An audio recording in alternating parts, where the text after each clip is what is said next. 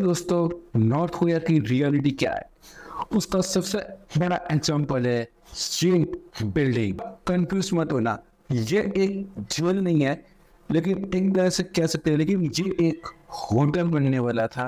और कोई ऐसा वैसा साधारण होटल नहीं, दुनिया का सबसे बड़ा होटल होने वाला था, जिसकी ऊंचाई थी 1000 फीट, जिसमें कुछ 60,000 रूम्स की जो गेस्ट रूम्स होते हैं उसकी कैपेसिटी थी, और वो कुछ इस तरीके से दिखने वाला था। आज उसकी कुछ रियल इमेज ये है। कई दशकों के बाद भी आज भी ये होटल बनकर कंप्लीट नहीं हुआ, और ना ही आज तक कोई गेस्ट इस होटल में रुका है। तो जब भी यहाँ पर कोई काम शुरू होता है ना, तब तो कोई ऐसी प्रॉब्लम आ जाती है जिसकी वजह से यहाँ पर काम रुकवाना पड़ता है। और इसके अलावा भी किम जोंग उन की एक सीक्रेट प्रोजेक्ट से भी ये होटल का कनेक्शन जुड़ा हुआ है, जिसके बारे में हम आगे डिटेल में बात करने वाले हैं। तो हेलो गाइस, मैं हूं नमन, और चलिए शुरू करते हैं आज का हमारा एक और नया एपिसोड।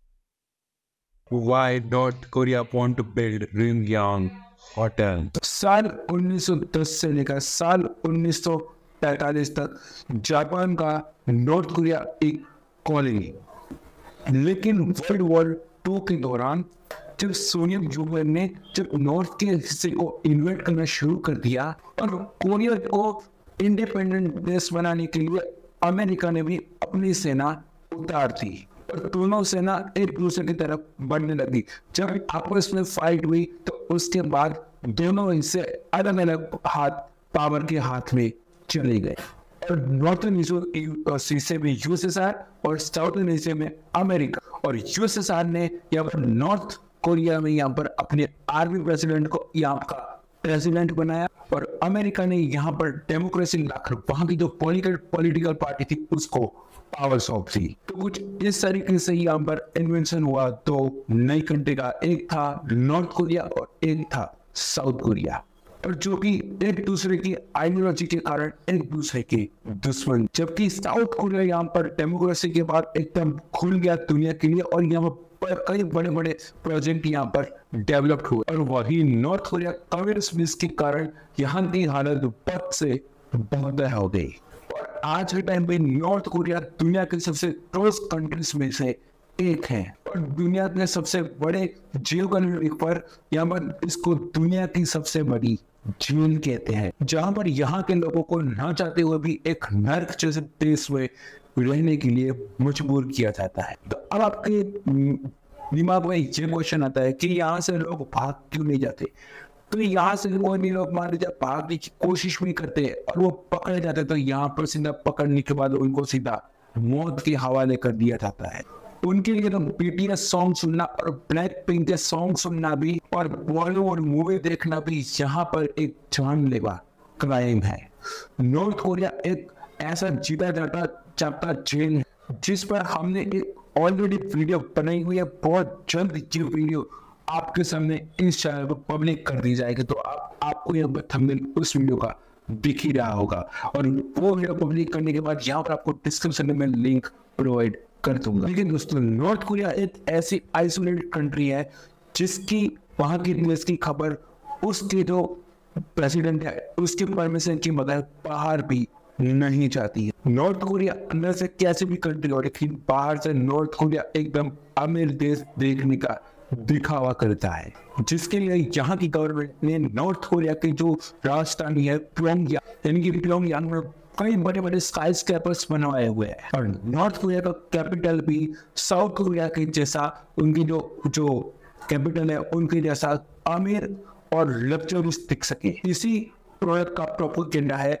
ये एक बिल्डिंग जिसका ऑफिशियल नाम है र्यूमजोंग होटल। 28 अगस्त 1987 को र्यूमजोंग होटल का कंस्ट्रक्शन शुरू हुआ, प्योंगयांग में शुरू हुआ, जिसके पीछे हाथ था नॉर्थ कोरिया के उस वक्त के प्रेसिडेंट किम इल सुई का हाथ था, जिनका मकसद था अपने पड़ोसी देश साउथ कोरिया को जलाना। जो कि एक डेमोक्रेसी कंट्री है। जी हाँ, आपने बिल्कुल सही सुना। नॉर्थ कोरिया इस होटल को इसलिए बना रहा था क्योंकि साउथ कोरिया के सामने अपना कंट्री को सबसे बड़ा वो बना सके, क्योंकि 1980s के दौरान साउथ कोरिया बहुत तेजी से डेवलप हो रहा था।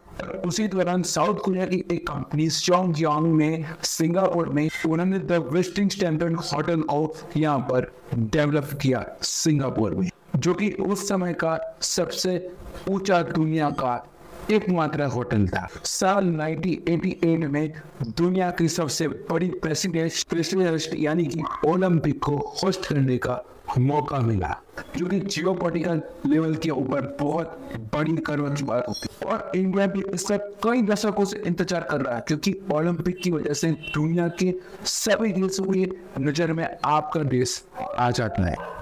उसके लिए आपकी कंट्री में कई सारे टूरिस्ट आते हैं और उनके लिए कई सारे बड़े स्टेडियम्स और कई सारे बड़े प्रोजेक्ट बिल्ड किए जाते हैं, जिससे आपके देश की जो इकोनॉमी होती है वो कई महीने से बूस्ट होती है। और नॉर्थ कोरिया और साउथ कोरिया को आप जैसे इंडिया पाकिस्तान है वैसे कुछ कंपेयर कर सकते हैं, और आप नॉर्थ कोरिया को एक तरीके से पाकिस्तान का दर्जा दे सकते हैं। और एक तरीके से देखने जाए तो पाकिस्तान नॉर्थ कोरिया से लाख गुना बेटर है। कि जैसे ही साल 1980 में जैसे ही यहाँ पर नॉर्थ कोरिया ने साउथ कोरिया की जो डेवलपमेंट है जो तेजी से हो रही थी उसको जैसे उन्होंने देखा, और इसलिए बात है ये जो उस वक्त जो प्रेसिडेंट थे किम इल सुंग, उनको यह बात बिल्कुल भी पसंद नहीं। यहाँ पर कोइंसिडेंटली यहाँ पर नॉर्थ कोरिया को भी अपने आप को एक बेहतर दिखाने का एक मौका मिला, जिसका नाम था festival of youth and student, जिसको नॉर्थ कोरिया के कैपिटल प्योंगयांग में होस्ट किया गया, जहां पर 177 कंट्री से ज्यादा कंट्रीज ने और 10,000 से ज्यादा लोगों ने यहाँ पर इनकी कैपिटल को विजिट किया था।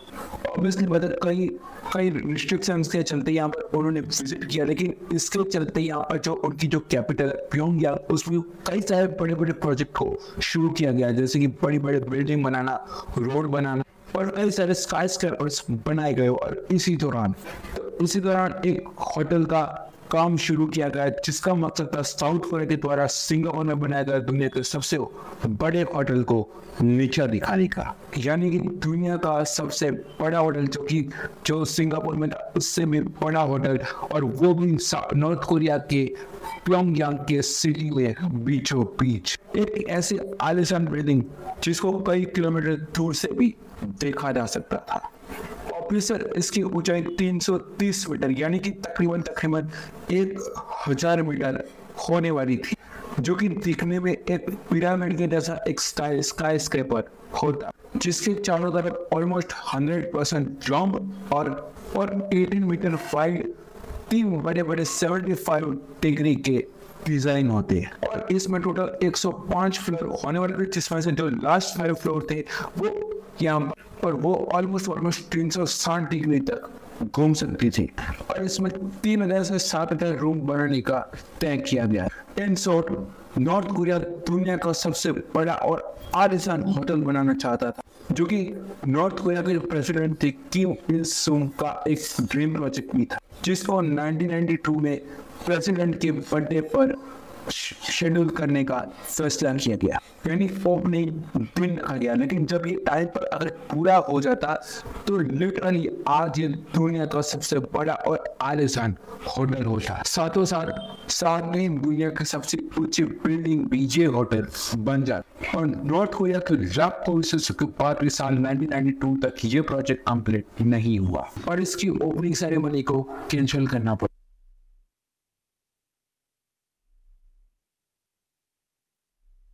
देखिए, होटल ना बनने का सबसे बड़ा कारण 1991 में सोवियत यूनियन का टूटना माना गया, क्योंकि आज की तरह पहले भी नॉर्थ कोरिया की इकोनॉमिक कंडीशन कुछ खास नहीं थी, लेकिन क्योंकि यूनियन यहाँ पर नॉर्थ कोरिया को फाइनेंशियली बहुत ज़्यादा सपोर्ट करता था, जो कि सोवियत यूनियन के कोलैप्स होने के बाद टूट गया।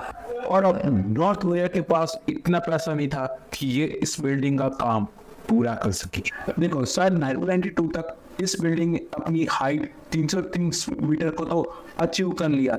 यानी कि टेक्निकली देखा जाए तो ये दुनिया के 7वीं सबसे ऊंची बिल्डिंग तो बन चुकी थी, लेकिन ये ऐसे देखा जाए तो ये सिर्फ एक कंस्ट्रक्शन साइट ही था, जिसको ना प्लानिंग के मुताबिक बाहर से ग्लास का वर्क हुआ, ना ही अंदर से कोई वर्क हुआ। लेकिन अभी तक यहाँ पर नॉर्थ कोरिया इस बिल्डिंग को बनाने के लिए यहाँ पर 750 बिलियन से ज्यादा $US यहाँ पर खर्च कर चुका था, जो कि नॉर्थ कोरिया की आज की GDP 48 बिलियन के सामने यहाँ पर से 2% था।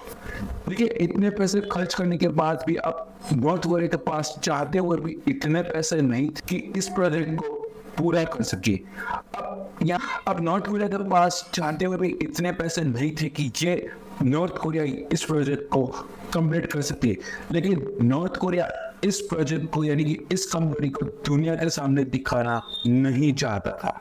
इसीलिए साल 1992 से लेकर ऑलमोस्ट 2005 तक यहाँ पर इस बिल्डिंग के बारे में बिल्कुल भी बात नहीं की गई, यानी कि इस बिल्डिंग को पूरी तरीके से अबैंडन कर दिया, जिसकी मतलब होता है कि इस बिल्डिंग के अंदर किसी को भी जाने की अनुमति नहीं होती है, यहाँ तक भी नॉर्थ कोरियन जो सिटीजन होते हैं उनको भी।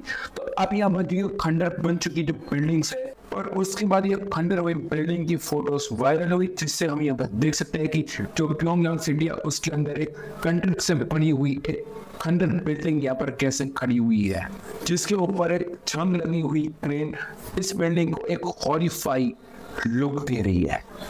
इसे देखकर कोई भी ये नहीं कह सकता कि ये एक दुनिया का सबसे ऊंचा आलीशान होटल बनने वाला था।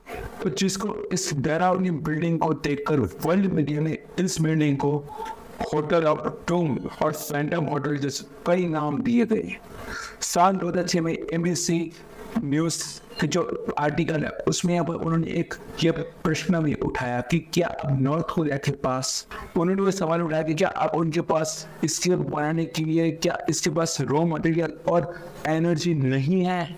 इसी तरीके से उनका नॉर्थ कोरिया का ये ड्रीम प्रोजेक्ट उनके लिए नाइट मेयर बन गया, जो कि नॉर्थ कोरिया का बेकार इकोनॉमी का एग्जाम्पल दुनिया को दिखा रहा है। इन सब बातों से तंग आकर ऑलमोस्ट 16 साल के बाद 2008 में किम जोंग सेकेंड ने यहाँ पर इस बिल्डिंग को रिकंस्ट्रक्ट करने का फैसला किया। Ryugyong hotel construction decomposition. अब दोस्तों, इसके लिए $400 मिलियन का project Peterson construction firm Orascom group को दिया गया था। 2009 में ओरास्कॉप ग्रुप के जो चीफ ऑफिसर थे उन्होंने यहाँ पर इसमें कई सारे बड़े इश्यूज फाइंड किए और कई सारे स्ट्रक्चरल इश्यूज फाइंड किए, और उनका जो अलाइनमेंट था वो भी हिला हुआ था। ये सभी चीजें दिखाती है कि कोरियन लीडर्स द्वारा इसमें बिल्डिंग में कई सारा घोटाला किया गया, और इसके बेस्ट स्ट्रक्चर में काफी सारा स्टील की कमी थी, उसके कारण जिससे इसका जो स्ट्रक्चर था वो पूरी तरीके से सॉलिड नहीं था। इन सब बातों को इग्नोर करते हुए नॉर्थ कोरिया के गवर्नमेंट के प्रेशर के चलते ओरास्कॉप ग्रुप ने यहाँ पर इस बिल्डिंग के स्ट्रक्चर पे काम फिर से शुरू किया। उसके बाद नॉर्थ कोरिया की जो गवर्नमेंट है उसके द्वारा कई सारे स्टैम्प छापे गए और इसका काफी सारा प्रचार किया गया।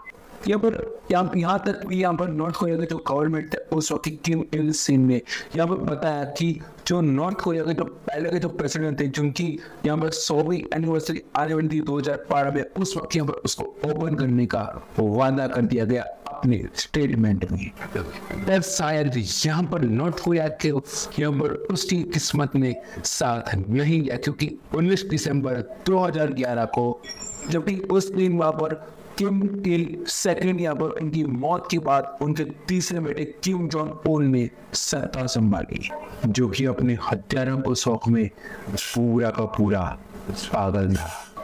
देखिए, इस बंदे ने यहाँ पर पूरी दुनिया से ऑलमोस्ट यहाँ पर सारे का सारे रिश्ते नाते कट ऑफ कर लिए हैं, और जब उसके साथ बना आतंकी ह्यूमैनिटेरियन जो एड भी वहाँ पर दुनिया के भर से यहाँ पर वो पहुँचती ना, उससे भी उन्होंने लेने से मना कर दिया। और ये सब किया किम जोंग उन ने अपनी कंट्री को self defence and independence country बनाने के लिए। और ये रियलिटी बिल्कुल नहीं है। रियलिटी क्या है मैं आपको पूरी तरीके से बता चुका हूँ, क्योंकि नॉर्थ कोरिया एशिया की ऑफिशियल सबसे गरीब कंट्री है। किम जोंग इनके सत्ता में आने के बाद प्योंगयांग में कई सारी इमेज दुनिया भर में रिलीज की गई और यहाँ पर लोगों ने कई सारी चीजें यहाँ पर नोटिस की, जैसे कि रियोंगयांग होटल इस इमेज में नहीं दिख रही है। और जैसे ये इमेज दुनिया भर के सामने आई तो सबने यहाँ पर एक ही सवाल उठाया कि अचानक से ये होटल कहाँ गायब हो गया। जब ध्यान से देखा गया तब पता चला कि ये इमेज तो एडिटेड जो गवर्नमेंट के द्वारा कर डाली गई है और जिसको जानबूझकर कुछ इस तरीके से डालना चाहते थे क्योंकि इस हालत को किम जोंग उन दुनिया को नहीं दिखाना चाहता था। सत्ता में आने के बाद यानी कि लीडरशिप में आने के बाद कुछ ही टाइम के बाद किम जोंग उन ने यहाँ पर इस मीटिंग पर फिर से काम शुरू करवाया और नॉर्थ कोरिया इस बार बहुत ज़्यादा सीरियस लगना था क्योंकि किम जोंग उन अपनी जो पावर थी उसको वो यहाँ पर प्रूफ करना चाहता था। नवंबर साल 2012 में यहाँ पर इंटरनेशनल ऑपरेट कंपेंसेशन की उनको सौंप दिया गया और इसकी अनाउंस डेट 2013 पे रखा गया और इसी के साथ साथ नॉर्थ कोरिया में एक और सीक्रेट प्रोजेक्ट पर काम चल रहा था जो कि अगले साल दुनिया को डराने वाला था, खासकर अमेरिका को। और दोस्तों काम शुरू होने की कुछ ही समय के बाद इसको फिर से रोक दिया गया क्योंकि इस पर लगने वाला पूरा पैसा जहां तक कि नॉर्थ कोरिया की पूरी जीडीपी का सबसे बड़ा हिस्सा यहाँ पर जो वो सीक्रेट प्रोजेक्ट था उस पर खर्च कर दिया गया। और आई होप आप यहाँ पर अभी तक गेस कर लिया होगा, वो है न्यूक्लियर टेस्ट, जिसको 12 फरवरी 2013 को टेस्ट करके न्यूक्लियर करा किया और इसके बाद पूरी दुनिया की नींद उड़ा दी, जिसमें खासकर अमेरिका की जो कि नॉर्थ कोरिया का सबसे बड़ा दुश्मन है। जैसे मैंने आपको बताया कि यहाँ पर काम रोक दिया गया और किम जोंग उन अपने हथियारों के शौक में कुछ टाइम के लिए बिजी हो गए, जहाँ पर बड़ी बड़ी न्यूक्लियर मिसाइल को तैयार किया गया। लेकिन साल 2016 में फिर से किम जोंग उनको इस होटल की याद आई। इस बार इजिप्शियन कंस्ट्रक्शन ग्रुप ओरासम को यहाँ पर काम सौंपा गया, पर लेकिन ये एक होटल की तरह नहीं बनवा था, लेकिन ये एक ब्रेन वॉशर तरीके से यहाँ पर जो अपने ही देश के लोगों को उपयोग होगा उसके लिए यहाँ पर ये बनवा रहा था। साल 2016 में फिर से काम शुरू हुआ और ये काम 2018 तक चला और इस बिल्डिंग को खड़े खड़े बहुत सारे साल बंद हो चुके थे और इसका जो स्ट्रक्चर था वो बहुत ज़्यादा वीक हो चुका था और खंडर की तरह ये एक लग रहा था और कई मेहनत के जरिए और किसी भी तरीके से यहाँ पर बहुत सारी एलईडी लाइट्स लगवाई इस बिल्डिंग पर। वहाँ पर बहुत सारे एलईडी लाइट्स लगेंगी और वहाँ पर कई सारे ब्रेन वॉश करने वाले वीडियोस चलाए गए और नॉर्थ कोरिया के फ्लैग लगाए गए और इन शॉर्ट कहूँ कि एक टाइम पर ये एक दुनिया का सबसे बड़ा होटल बनने वाला था। तो उसी जगह यहाँ पर आज यहाँ पर 30 साल से एक इंसान नहीं रहता जहाँ पर 7,000 लोगों की रहने की बात करी जा रही थी। बस नॉर्थ कोरिया की हालत कुछ इसी तरीके से है, इस खोखली बिल्डिंग की तरह। वैसे लगता नहीं कि ये ज़्यादातर टिक पाएगी। आपको क्या लगता है नॉर्थ कोरिया के बारे में मुझे कमेंट करके जरूर बताएं। आप में से काफ़ी सारे ऐसे लोग होंगे जो अभी भी कह रहे होंगे कि आई लव नॉर्थ कोरिया, तो आप लोग भैया वहाँ पे जा सकते हो और वहाँ पर जाके रह सकते हो, तो आपको बहुत अच्छी तरीके से रियलिटी समझ में आ जाएगी। तो दोस्तों अगर आपको ये वीडियो पसंद आई है तो वीडियो को लाइक करके जरूर देना। अगर आपको ये वीडियो पसंद आई तो आपको ये वाली वीडियो भी जरूर पसंद आएगी, जिसमें मैं आपको बताया था कि नॉर्थ कोरिया का जो प्रेसिडेंट है किम जोंग उन, जो कि दुनिया का सबसे बड़ा तानाशाह है, वो ट्रैवल कैसे करता है। तो दोस्तों मैं आपको नेक्स्ट वीडियो के साथ नए एपिसोड के साथ तब तक के लिए जय हिंद।